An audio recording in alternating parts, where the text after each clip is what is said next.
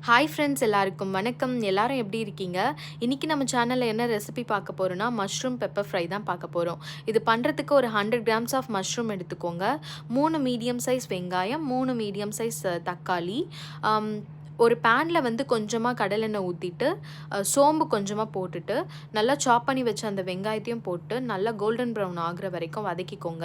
அப்புறம் சாப் பண்ணி வச்ச தக்காளியும் போட்டு வதக்கிக்கோங்க.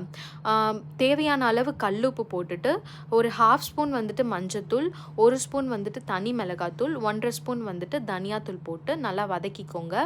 இந்த மசாலாலாம் வேகுறதுக்கு வந்து 1 டம்ளர் தண்ணி வந்து நான் ஊத்தியிருக்கேன். ஊத்திட்டு நல்லா எண்ணெய் பிரிஞ்சு வெளிய வர வரைக்கும் அந்த மசாலா வந்து வேகட்டும். இந்த கேப்ல வந்துட்டு ஒரு 1 ஸ்பூன் மிளகு, 1 ஸ்பூன் சோம்பு போட்டு அரைச்சு அத தனியா ஓரமா வச்சுக்கோங்க.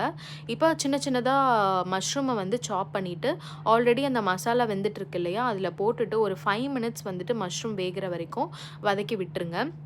அப்புறம் கொஞ்சமா வந்துட்டு கருவேப்பிலைய வந்து தூவி விட்டுருங்க. அப்புறம் நம்ம ஹீரோ ஆஃப் த டிஷ் நம்ம பெப்பர் மசாலா அரைச்சு வச்சிருக்கோம் இல்லையா, அத போட்டுட்டு ஒரு 2 மினிட்ஸ் வதக்கிட்டு, சப்பாத்தி ஆர் தோசை, இட்லி இது மாதிரி எது கூடயாவது வச்சு சர்வ் பண்ணி சாப்பிட்டு பாருங்க. சூப்பரா இருக்கும். மறக்காம இத ட்ரை பண்ணிட்டு எப்படி இருந்ததுன்னு கமெண்ட் பண்ணுங்க. தேங்க் யூ ஃபார் வாட்சிங்.